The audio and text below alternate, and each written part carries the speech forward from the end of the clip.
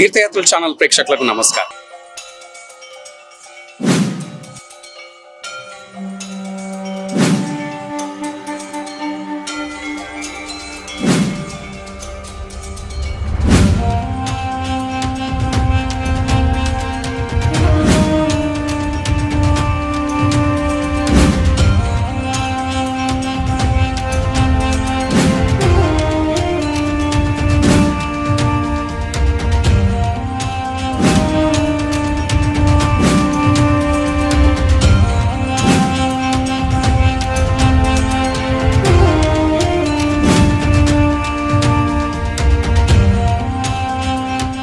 నరసింహం నమామ్యహం.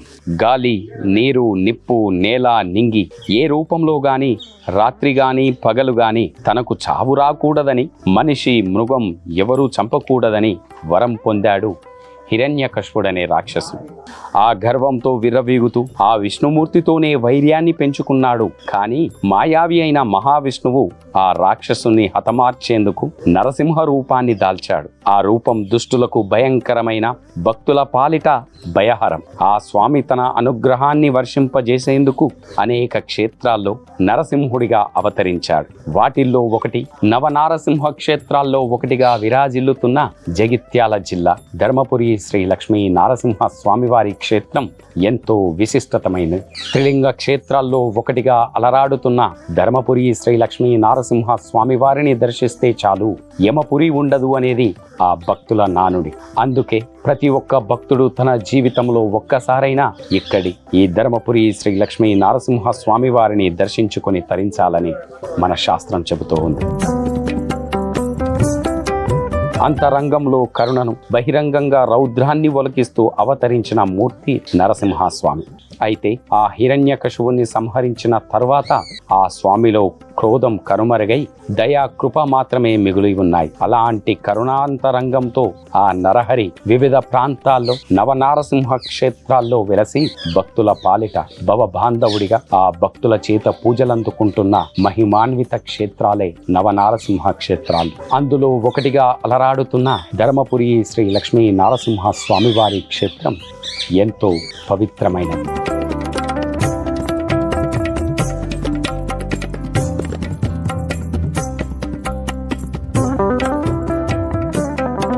ఆ భగవంతుడి విశ్వవ్యాపకత్వాన్ని నిరూపించేందుకు ఆ భక్త ప్రహ్లాదుడు ఆర్తిగా పిలవగా ఆ విష్ణుమూర్తి విచిత్రమైన నరసింహాకృతిలో ఆ స్తంభంలోంచి ప్రత్యక్షమయ్యాడు. ఆ స్తంభం అహంకారానికి ప్రతీక. అది నాశనమైతేనే ఆంతర్యామి ఆవిర్భావం, ఆత్మదర్శనం సాధ్యమన్నది ఇందులోని అంతరార్థం.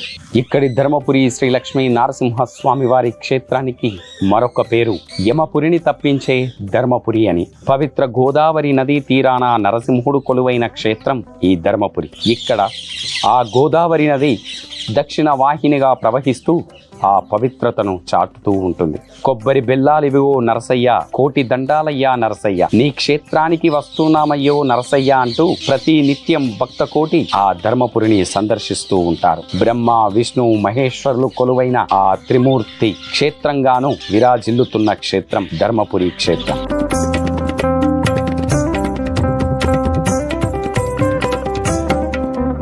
ఈ ధర్మపురిలో యమధర్మరాజు ఆలయం కూడా కొలువై ఉంటుంది. అందుకే భక్తులందరూ కూడా ధర్మపురికి వచ్చిన వారికి యమపురి ఉండదు అనే నానుడి ప్రచారంలో ఉన్నది. ధర్మపురిలో యమధర్మరాజు విగ్రహ రూపంలో దర్శనమిస్తూ ఉంటాడు. ఏటా దీపావళి తర్వాత వచ్చే యమ ద్వితీయ నాడు యమధర్మరాజుకు ప్రత్యేక పూజలను నిర్వహిస్తూ ఉంటారు. ఆ రోజున స్వామివారిని దర్శిస్తే చాలు, కష్టాలన్నీ కూడా దూరమవుతాయని శాస్త్రవచనం.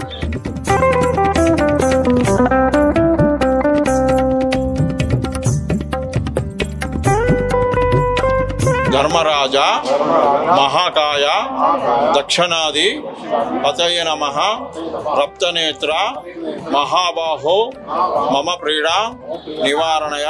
నమస్కారం. గండాలు దోషాలన్నీ తొలగిపోవాలని నమస్కారం చేస్తాం. ఇక్కడి ధర్మపురి లక్ష్మీ నారసింహ స్వామివారి క్షేత్రాన్ని దర్శనానికి వచ్చిన భక్తులందరూ కూడా ముందుగా ఆ యమధర్మరాజుకు భక్తితో నూనెను సమర్పించిన అనంతరం క్షేత్ర పాలకుడుగా కొలువై ఉన్న ఆ ప్రసన్నాంజనేయ స్వామి వారిని కూడా అంతే భక్తిగా దర్శించుకొని తరిస్తూ ఉంటారు. ఏ క్షేత్రానికైనా క్షేత్రపాలకుడుగా రక్షగా ఉండే ఆ ఆంజనేయ స్వామి ఇక్కడ ప్రసన్నాంజనేయ స్వామిగా కొలువై భక్తులను కాపాడుకుంటూ ఉన్నాడు. భక్తులందరూ కూడా 2 చేతులెత్తి ఆ లక్ష్మీ నరసింహ స్వామి వారి దర్శనానికి వచ్చాం. ప్రసన్నాంజనేయ స్వామి మమ్మల్ని చల్లంగా చూడు, ఆ స్వామివారి దర్శనాన్ని కల్పించు అని భక్తితో వేడుకుంటూ ఉంటారు. ఇక్కడ లక్ష్మీ నరసింహ స్వామి వారు కొలువైన ఈ క్షేత్రంలో క్షేత్రపాలకుడుగా ప్రసన్నాంజనేయ స్వామి వారు కొలువై ఉన్నారు. ఆ స్వామివారి గురించి మీ మాటల్లో భక్తులందరూ కూడా ఆ స్వామిని ఏ నామంతో పిలుచుకోవాలి? ఇక్కడ ఆంజనేయ స్వామి వారు ప్రసన్నాంజనేయ స్వామి అంటారు. అలాగే స్వామి ఏం దేవాలయంలో స్వామివారికి 8 దిక్కుల ఆంజనేయ స్వామి వారు కాపులా ఉన్నారు. దాన్ని అష్ట దిగ్బంధనం అంటారు. దుష్ట శక్తులు ఏవి స్వామివారి దగ్గరికి వెళ్లకుండా స్వామివారికి ఉగ్రం రాకుండా ఉండడానికి నరసింహ స్వామి వారు శాంత రూపంలో ఉన్నారు కాబట్టి ఉగ్రం రాకుండా ఉండడానికి 8 దిక్కుల ఆంజనేయ స్వామి వారిని కాపులా ఉంచారు. అలాగే ఊరు చుట్టూన కూడా అష్ట దిగ్బంధనం ఉంది. 8 దిక్కుల 8 దేవాలయాలు ఉన్నాయి. ఏ వాడకు వెళ్ళినా ఆంజనేయ స్వామి దేవాలయం ఉంటుంది. అందుకే ఈ స్వామివారు ఇక్కడ ధర్మపురి క్షేత్ర పాలకుడిగా వెలిసి ఉన్నారు. దర్శనం చేసుకున్న తర్వాతనే లోపలి దర్శనానికి వెళ్ళాలండి.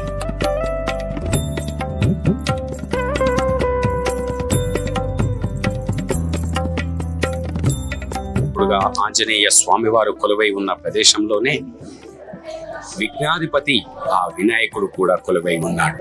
అతి పురాతనమైన ఈ ఆలయం ఎంతో ప్రసిద్ధిని చెందింది. ఇక్కడ ఆ వినాయకుడు ఆంజనేయ స్వామి స్వయం వ్యక్తంగా వెలిసి ఉన్న ఆ చిత్రాలను ఇప్పుడు మనం తీర్థయాత్రల ఛానల్లో వీక్షిస్తూ ఉన్నాం. ఆలయానికి వచ్చిన భక్తులు ముందుగా ధ్వజస్తంభానికి భక్తి శ్రద్ధలతో మొక్కుకుంటారు. నింగిని తాకుతున్నట్టుగా ఉండే బంగారు వర్ణంతో మెరిసిపోతున్న ఆ ధ్వజస్తంభానికి భక్తులు 2 చేతులెత్తి నమస్కరించుకుంటూ ఉంటారు. ఏ క్షేత్రానికైనా ఆ ధ్వజస్తంభ నమస్కారం అనంతరం గర్భాలయంలో కొలువై ఉన్న స్వామి అమ్మవార్ల దర్శనానికి కదులుతూ ఉంటారు.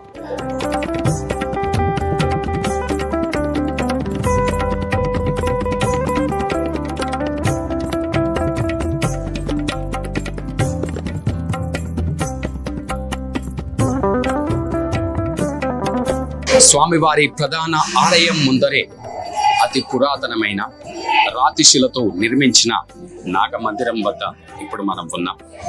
ఇక్కడ ఆ స్వామివారి ఉత్సవాల సమయంలో శేషావతార రూపుడై ఆ లక్ష్మీ నరసింహ స్వామివారు ఊరేగుతూ భక్తులకు దర్శన భాగ్యాన్ని కల్పిస్తారు. అందుకే ఈ మంటపాన్ని నాగిరెడ్డి మండపంగా పిలుచుకుంటూ ఉంటారు. నాగేంద్ర స్వామివారు కొలువై ఉండే ఈ మంటపంన ఆ శేషనాగు బంగారు వర్ణంతో భక్తులకు దర్శన భాగ్యాన్ని కల్పిస్తూ ఉంటారు.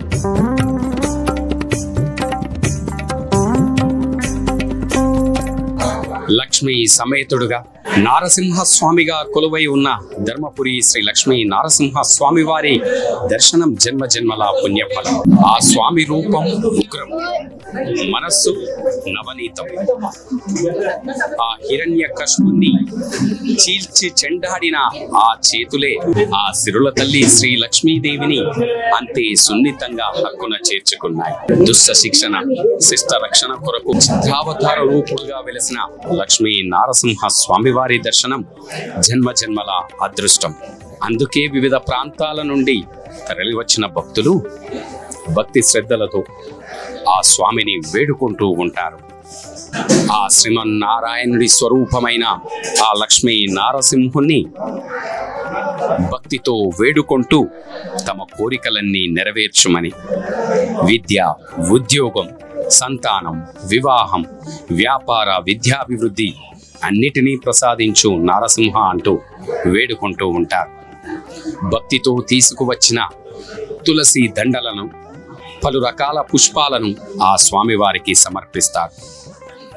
అక్కడే ఆ స్వామివారి చెంతనే ఉన్న అర్చకులు భక్తుల గోత్ర నామాల సహితంగా పూజలు చేసి భక్తులు ప్రేమగా తీసుకువచ్చిన పలు రకాల పుష్ప మాలికలను, ఆ కానుకలను అంతే ప్రేమగా ఆ స్వామివారి పాదాల చెంత సమర్పించి ఆ స్వామివారికి సమర్పించిన పుష్పాలను తిరిగి వాటిని ఆ స్వామివారి కరుణ కటాక్షాలుగా ఆ భక్తులకు అందజేస్తారు.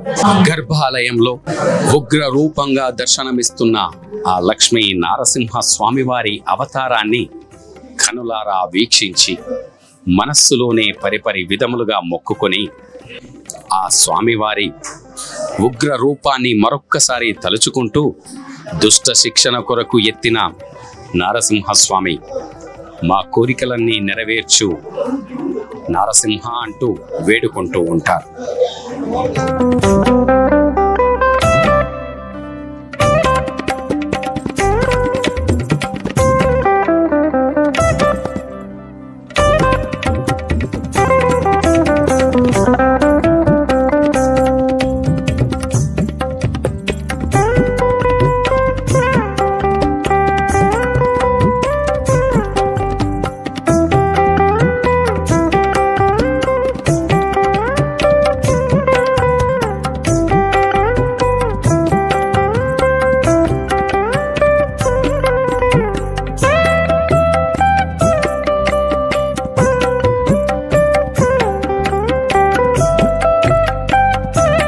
ధర్మపురిలో లక్ష్మీ నారసింహస్వామి యోగానందమూర్తిగా కూడా భక్తులకు దర్శన భాగ్యాన్ని కల్పిస్తాడు. ఆ మూల విరాట్ సాలగ్రామ శిలతో తయారు కావడం విశేషం. పూర్వం ధర్మవర్మ మహారాజు తన ప్రజలందరినీ ధర్మ మార్గంలో నడిపించినందుకే ఈ క్షేత్రానికి ధర్మపురి అనే పేరు వచ్చిందని ఇక్కడి చరిత్ర చెబుతోంది.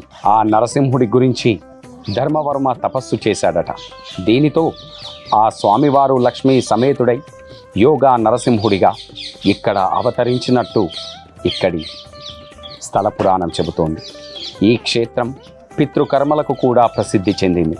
కుజదోషం ఉన్నవారు ఆ స్వామివారి కళ్యాణం జరిపిస్తే త్వరగా వివాహం అవుతుందని కూడా ఇక్కడి స్థల పురాణం చెబుతోంది. పవనాశన పీఠాయ గౌతమీ తీరవాసినే శ్రీమద్ ధర్మపురీషాయ శ్రీ నరసింహాయతే నమః. ఓం శ్రీ లక్ష్మీ నారసింహాయ నమః.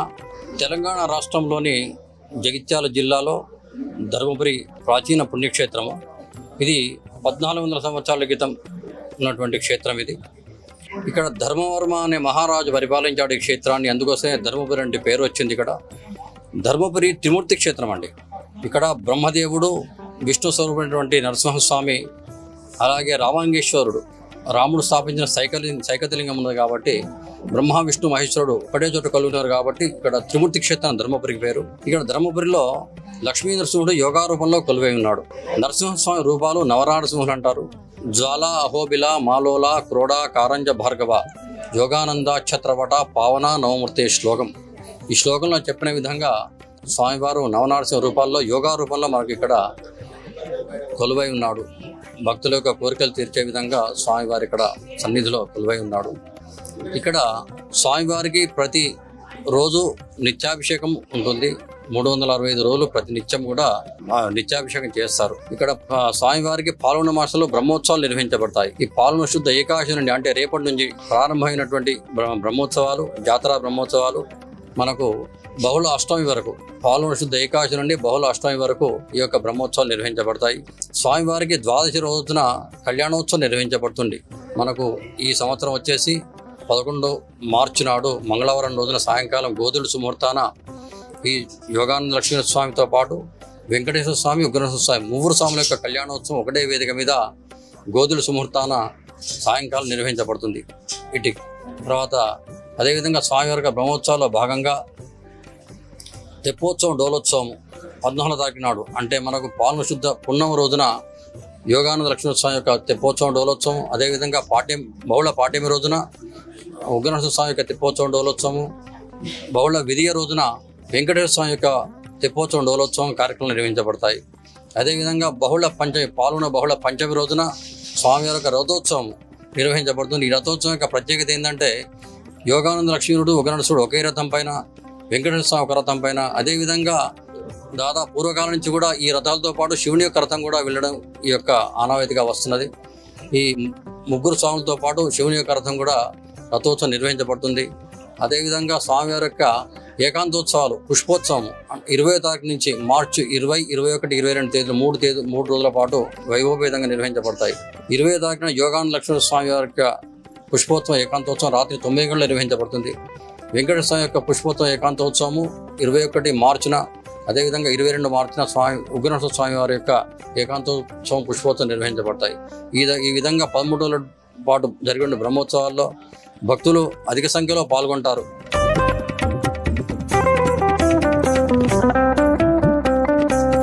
అదిగో అల్లదివో ఆ స్వామివారి అద్భుత దర్శనం.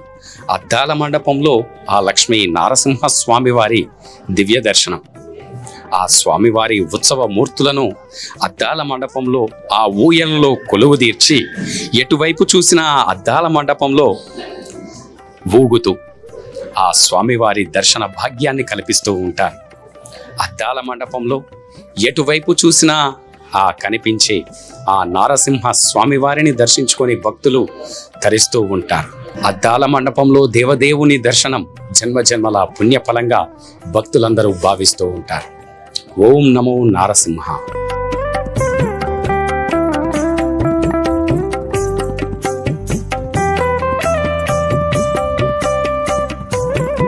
ఇక్కడ ఆ లక్ష్మీ నరసింహ స్వామివారి కొలువై ఉన్న ఈ క్షేత్రంలోనే కలియుగ ప్రత్యక్ష దైవమైన శ్రీ వెంకటేశ్వర స్వామివారు కూడా కొలువై ఉన్నారు. ఆ స్వామివారి సేవలో తరిస్తున్న మీరు మా తీర్థయాత్రల ఛానల్లో భక్తులకు ఆ స్వామివారి గురించి, లక్ష్మీ నరసింహ స్వామి గురించి, అలాగే వెంకటేశ్వర స్వామి గురించి వివరించాను. భూషణ వికాస శ్రీధర్మపురి నివాస దుష్ట సంహార నరసింహ దురిత దూర. దాన ధర్మాలు చేయకుండా ధర్మపురి రావాలి, ధర్మపురి వస్తే యమపురి ఉండాలని నానుడు ఉందండి. దక్షిణ కాశీగా పేరుంది. అందులో ముఖ్యంగా ఇక్కడ ఎక్కడ లేని దేవత అంటే యమదేవుడు, యమధర్మరాజు. అందుకే దాన ధర్మాలు చేయకుండా ధర్మపురి రావాలి, ధర్మపురి వస్తే యమపురి ఉండాలని నానుడి. అక్కడ తదనంతరం ఈ క్షేత్రపాలకులైన ఆంజనేయ స్వామి వారిని దర్శనం చేసుకుంటారు. తర్వాత స్వయంభూ సాలగ్రామశ్రైన శ్రీ ధర్మపురి లక్ష్మీనరసింహ దర్శనం చేసుకున్నాక తదనంతరం ఉపాలయాలైన ఇక పక్కకు ఉన్న అలవేలిమంగ పద్మాసమేత లక్ష్మీ వెంకటేశ్వర స్వామి వారిని, తర్వాత చివరన ఉన్న ఉగ్రనారసింహ స్వామి వారిని, మరి వెనకాల ఉన్న వేణుగోపాల స్వామి వారిని దర్శనం చేసుకుంటారు. ఈ కలియుగాన ప్రత్యక్ష వెంకటేశ్వర గారు ఆ దేవుని దర్శనం చేసుకున్న తదనంతరం ఈ స్వామివారిని దర్శనం చేసుకోవడం నాణ్యం ఉంచిందండి. ఇది కోరిక తీర్చేవాడు ఈ కలియుగాన ప్రత్యక్ష దేవుడు వెంకటేశ్వర స్వామి వారు కాబట్టి ఇది మా తాతల నుంచి పురాతనం నుంచి వస్తున్న దేవాలయాలు కాబట్టి మా తాతల నుంచి చేస్తున్నాం కాబట్టి ఇక్కడ కూడా మేము అర్చకులుగా స్థిరపడిపోయి ఉన్నాము. అందుకే ఈ స్వామివారిని నమ్ముకున్న వారికి ఏ కోరికలైనా ఎటువంటి దోషాలైనా పోతాయి. స్వామివారిని పూజించడం వల్ల శనిగ్రహ దోషాలు తొలగిపోయి సంపూర్ణ ఆయుర్వేదాలు కలుగుతాయండి.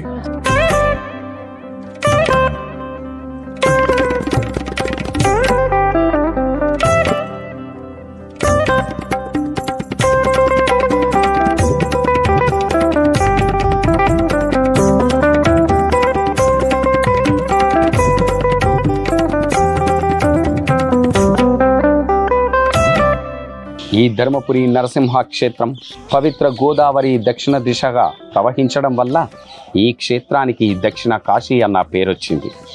బ్రహ్మాండ పురాణంలోనూ పురాతనమైన రామలింగేశ్వర ఆ ధర్మవర ఆలయ ప్రస్తావన కూడా కనిపిస్తూ ఉంటుంది. తెలంగాణలో జగిత్యాల పట్టణానికి సమీపంలోని హరిహర క్షేత్రంగా విరాజిల్లుతున్న పవిత్రమైన బ్రహ్మ పుష్కరిణి కూడా ఇక్కడ జత కావడంతో ఆ త్రిమూర్తి క్షేత్రంగా కూడా ప్రసిద్ధి చెందింది. యమధర్మరాజు కోరిక మేరకు ఆ మృదు మహారాజు పాపాలన్నీ పటాపంచలు కాగల వెసులుబాటు ఇక్కడ కలిగించాడన్నది పురాణ గాథ. ఆ గౌతమ మహర్షి ఒకానొకప్పుడు గోహత్య చేసి పరితాపంతో తపస్సు చేయగా లక్ష్మీ సమేతుడై ఆ నారసింహస్వామి ప్రత్యక్షమయ్యాడని ఇక్కడి స్థల పురాణం చెబుతోంది. ఆ తరువాతే ఇక్కడే యోగ ఉగ్ర రూపాలలో విగ్రహుడై ఆ విష్ణుమూర్తి స్వయంభూగా వెలిశాడు. ఆ శ్రీరాముడు త్రేతాయుగంలో అరణ్యవాసం చేస్తూ ఇక్కడ ఆ శివలింగాన్ని సేవించాడని, సీతారాముల వల్ల రామలింగేశ్వర నామధారి అయ్యాడని కూడా ఇక్కడి స్థల పురాణం చెబుతోంది. ఈ ఆలయంలో సైకత లింగం కూడా మనకు అగుపిస్తూ ఉంటుంది. ఆ స్వామివారు మనము చాలా కష్టాల్లో ఉన్నప్పుడు తొందరగా ఆ స్వామి ప్రసన్నం కావాలన్నా, ఆ స్వామివారు మనల్ని మన్నించాలన్నా, మన కోరిక నెరవేర్చాలన్నా ఏ మంత్రంతో జపించాలి? స్వామివారి యొక్క మంత్రాలు చాలా ఉన్నాయి. మనకు చాలా సులువైనటువంటి మంత్రం ఓం నమో నారసింహాయ అనేటువంటి అష్టాక్షర మంత్రాన్ని మనం జపించినట్టయితే ఆ స్వామివారు మనకు సులభంగా ప్రసన్నం అవుతాడు. చాలా చక్కగా వివరించారు గురుగారు. ఆ లక్ష్మీ నారసింహ స్వామివారి అవతారం అనగానే రాక్షస సంహారం చేసిన ఆ స్వామివారి రూపం సాక్షాత్కరిస్తుంది. కానీ ఆ స్వామి శాంత స్వరూపుడు. లక్ష్మీ సమేతుడుగా ఇక్కడి ధర్మపురి శ్రీ లక్ష్మీ నారసింహ స్వామి వారిని భక్తుడు జీవిత కాలంలో ఒక్కసారి దర్శించిన వారి జన్మ ధన్యమైందని కూడా మనకు పురాణాలు చెప్తున్నాయి. అర్చకుల మాటల్లో కూడా మనం తెలుసుకున్నాం గురుగారు. స్వామివారికి ఈ పాల్గొన మాసంలో బ్రహ్మోత్సవాలు నిర్వహించబడతాయి. అదేవిధంగా స్వామివారి యొక్క జయంత్యుత్సవాలకు మనకు వైశాఖ మాసంలో వైశాఖ శుద్ధ షష్ఠి నుండి చతుర్దశి వరకు స్వామివారిని జన్మించినటువంటి రోజు వైశాఖ శుద్ధ షష్ఠి. స్వాతి నక్షత్రం స్వామివారు జన్మించాడు. తులారాశి స్వామివారిది. ఆ విధంగా వైశాఖ మాసంలో మనకు వైశాఖ శుద్ధ షష్ఠి నుండి చతుర్దశి వరకు ఈ యొక్క నవరాత్రోత్సవాలు అత్యంత వైభవపేతంగా ధర్మపురి మన క్షేత్రంలో నిర్వహించబడతాయి. మనకు వైశాఖ శుద్ధ షష్ఠి రోజున స్వామివారికి కలశ స్థాపన ఉంటుంది. ఇక్కడ శాస్త్ర కలశాలు పెట్టి 5 రోజుల పాటు ఆ యొక్క కలశాలకు అర్చన పూజా కార్యక్రమం నిర్వహించి 5వ రోజున స్వామికి శాస్త్ర కలశాభిషేకం నిర్వహించడం జరుగుతుంది. తర్వాత ఏకాదశి రోజున వైశాఖ శుద్ధ ఏకాదశి రోజున స్వామివారికి చందనోత్సవం నిర్వహించబడుతుంది. ద్వాదశి రోజున ఇక్కడ స్వామివారికి పల్లవోత్సవం వసంతోత్సవం నిర్వహించబడుతుంది. తులసి అర్చన నిర్వహించబడుతుంది. చతుర్దశి రోజున స్వామివారి యొక్క సాయంకాలం 6 గంటలకు స్తంభోద్భవ పూజా కార్యక్రమం నిర్వహించబడుతుంది. చాలా చక్కగా వివరించారు. నమస్కారం గురుగారు. దక్షిణాభిముఖంగా యత్రో దేవో నృహకేసరి త్రచ్చి ధర్మపురి క్షేత్రం కాశ్యా శతుగణం మహత్. కాశీ క్షేత్రం కన్నా ధర్మపురి 100 రెట్లు గొప్పదని ఈ శ్లోకం చెబుతోంది. పార్వతీదేవి విష్ణు ధ్యానంలో ఉన్న ఆ శివుణ్ణి ప్రశ్నించి గురుగీతను ప్రసాదించింది. అదేవిధంగా గంగాదేవి శివుణ్ణి అలరించి ఈ భూలోకంలో తనకు ఒక విశిష్ట స్థానం కల్పించమని కోరింది. ఆ సమయంలో త్రయంబక క్షేత్రంలో గౌతముడు తపస్సు చేస్తూ ఉన్నాడు. గోహత్య పాతకం అతన్ని వెంటాడుతోంది. దేవి నీ స్పర్శతో ఆ గౌతముడి పాప విమోచనం కలిగించి ధర్మపురి మీదుగా ప్రవహించి ఆ నారసింహుణ్ణి దర్శించి సముద్ర సంగమం చేయమని ఆ గంగాదేవిని ఆదేశించాడట పరమశివుడు. అందుకే గోదావరి గౌతమిగా ప్రఖ్యాతి చెందింది. గంగా భగీరథ సమానమయ్యింది. ధర్మపురి దక్షిణ కాశీ అనే పేరు కూడా వచ్చింది. ఈ నదిలో స్నానం చేసి పితృదేవతలకు శ్రాద్ధ విధులు నిర్వహిస్తే ముక్తి కలుగుతుందంటారు. కాశీలో మాదిరిగా ఇక్కడ కూడా పితృకార్యాలు చేసిన వారు వంశాభివృద్ధిని పొందుతారని భక్తుల విశ్వాసం. యమధర్మరాజు పాపాత్ములను చూస్తూ శిక్షిస్తూ ఆ పాప సంచయం కొంత మూట కట్టుకున్నాడు. దాని పరిహారార్థం ఇక్కడి ధర్మపురికి చేరుకొని ఆ లక్ష్మీ నారసింహస్వామిని సేవించాడు. యముడి పాపాలన్నీ కూడా తొలగిపోయాయట. ఆయనే ధర్మపురిని దర్శించడానికి ఇక్కడికి వచ్చాడని ఆ యమగుండాన్ని సాక్ష్యంగా చెబుతారు. యమగుండంలో స్నానం చేస్తే ఆ యమగండం తప్పుతుందని ఇక్కడి నానుడి. మదిన పూర్ణిమ రోజు ఇక్కడ జరిగే తెప్పోత్సవం, రథోత్సవం ఎంతో కనువిందును చేస్తాయి. ధర్మపురి రథోత్సవంలో పాల్గొంటే 1000 యజ్ఞాలు చేసిన పుణ్యం లభిస్తుందని కూడా భక్తుల నమ్మకం. ఆ రోజున వేలాదిగా భక్తులు తరలివచ్చి శ్రీధర్మపుర నివాస దుష్ట సంహార నరసింహ ధృతదూర అంటూ 2 చేతులెత్తి మొక్కుకుంటూ ఉంటారు. నవనరసింహ క్షేత్రాల్లో ఒకటిగా అలరాడుతున్న జగిత్యాల జిల్లా శ్రీ లక్ష్మీ నరసింహ స్వామివారి క్షేత్రంలో ఆ స్వామివారి వార్షిక బ్రహ్మోత్సవాలను ఎంతో వైభవంగా నిర్వహిస్తారు. ఆ స్వామివారి రూపం ఉగ్రం, మనసు నవనీతం. ఆ స్వామివారిని దర్శించుకుంటే చాలు సకల పాపాలు పోయి మన కోరికలన్నీ కూడా తప్పకుండా నెరవేరుతాయి. ఇక్కడ ఆ ధర్మపురి లక్ష్మీ నరసింహ స్వామివారికి జరిగే వార్షిక బ్రహ్మోత్సవాల గురించి, బ్రహ్మోత్సవాలకు వివిధ ప్రాంతాల నుండి పెద్ద ఎత్తున తరలివచ్చే భక్తులకు చేస్తున్న ఏర్పాట్ల గురించి, అలాగే ఆ స్వామివారికి జరుగుతున్న పూజా కైంకర్యాల గురించి ఆలయ కార్యనిర్వహణాధికారి మాటలో తెలుసుకుందాం. నమస్కారం సార్. నమస్కారం అండి. ఇక్కడ జగిత్యాల జిల్లా ధర్మపురి శ్రీ లక్ష్మీ నరసింహ స్వామివారి క్షేత్రంలో మీరు ఎన్నో సంవత్సరాలుగా ఇక్కడ ఈవోగా పనిచేస్తూ ఉన్నారు. ఆ స్వామివారికి జరిగే వార్షిక బ్రహ్మోత్సవాల గురించి, ఆ తరలి వస్తున్న భక్తులకు కల్పిస్తున్న సౌకర్యాల గురించి, ఆ స్వామివారి గురించి మీ మాటలో మా తీర్థయాత్రల ప్రేక్షకులకు అందించండి. భక్తులందరికీ నమస్కారం. తెలంగాణ రాష్ట్రంలోని జగిత్యాల జిల్లా ధర్మపురి పట్టణంలోని పవిత్ర గోదావరి నదీ తీరంన వెలసిన హరిహర క్షేత్రంగా, త్రిమూర్తి క్షేత్రంగా ఎంతో ప్రసిద్ధిగాంచిన శ్రీ లక్ష్మీ నరసింహస్వామి వారి దేవస్థానంలో ప్రతి సంవత్సరం వార్షిక బ్రహ్మోత్సవాలు అత్యంత వైభవంగా కన్నుల పండుగగా పాల్గొనే శుద్ధ ఏకాదశి నుండి 13 రోజుల పాటు వైభవంగా అందరి సహాయ సహకారాలతో నిర్వహించబడుతున్నాయి. ఈ సంవత్సరము 13/2025 నుండి 22/3/2025 వరకు 13 రోజుల పాటు వైభవంగా నిర్వహించడానికి అన్ని ఏర్పాట్లు జరుగుతున్నాయి. ముఖ్యంగా ఈ ఉత్సవాలలో తేదీ 11/3/2025 రోజున సాయంత్రం 6 గంటలకు గోధూలి సుముహూర్తమున శ్రీ స్వామివార్ల కళ్యాణోత్సవం అంగరంగ వైభవంగా నిర్వహించబడును. ముఖ్యంగా ఈ సంవత్సరము ప్రతి సంవత్సరము దేవస్థాన ఆవరణలో నిర్వహించబడుతుంది. కానీ కొంతమంది భక్తులు గ్రామస్తులకు అసౌకర్యాన్ని దృష్టిలో ఉంచుకొని స్థానిక గౌరవ ఎమ్మెల్యే గారు ఇచ్చిన సూచికలను తీసుకొని దేవాదాయ శాఖ కమిషనర్ గారు దేవాలయ అర్చకులు ఆగమ పండితులను సంప్రదించి ఈ సంవత్సరము దేవస్థానానికి అతి సమీపంలో ఉన్న శ్రీమఠం వారి స్థలంలో వారి అనుమతితో వారి అనుగ్రహంతో భక్తులకు ఎక్కడ ఎలాంటి ఇబ్బందులు లేకుండా అంగరంగ వైభవంగా నిర్వహించడానికి అనుమతించినారు. ఆ స్థలంలో ఈ సంవత్సరం నూతనంగా స్వామివార్ల కళ్యాణోత్సవం విశాలమైన స్థలంలో నిర్వహించడానికి అన్ని ఏర్పాట్లు జరుగుతున్నాయి. ఈ ఉత్సవాలలో ముఖ్యంగా తేదీ 14/3/2025 నుండి 16/3/2025 వరకు దేవస్థానం ముందున్న బ్రహ్మపుష్కరంలో 3 రోజుల పాటు తెప్పోత్సవం డోలోత్సవ కార్యక్రమాలు వైభవంగా నిర్వహించబడతాయి. అలాగే మరొక ముఖ్యమైన కార్యక్రమం తేదీ 19/3/2025 రోజున రథోత్సవ కార్యక్రమం కూడా కన్నుల పండుగ వైభవంగా నిర్వహించబడుతున్నాయి. సుమారు ఈ ఉత్సవాలకు నిజామాబాద్, మహారాష్ట్ర, హైదరాబాద్ ఈ చుట్టుపక్కల జిల్లాల నుండి కాక ఇతర జిల్లాల నుండి సుమారు 3 లక్షల నుండి 4 లక్షల మంది వరకు భక్తులు విచ్చేదురు. భక్తులకు ఎలాంటి ఇబ్బంది లేకుండా మనకు దేవాదాయ శాఖ మంత్రివర్యులు అలాగే స్థానిక జిల్లా మంత్రివర్యులు స్థానిక ఎమ్మెల్యే గారు జిల్లా కలెక్టర్ గారు అందరి ఆదేశాల సూచనలతో ఎలాంటి ఇబ్బంది లేకుండా అన్ని గౌరవ జిల్లా కలెక్టర్ గారి ఆదేశాలతో అందరి సమన్వయంతో ప్రభుత్వ అధికారులతో కోఆర్డినేషన్ చేసుకొని ఏర్పాట్లు జరుగుతున్నాయి.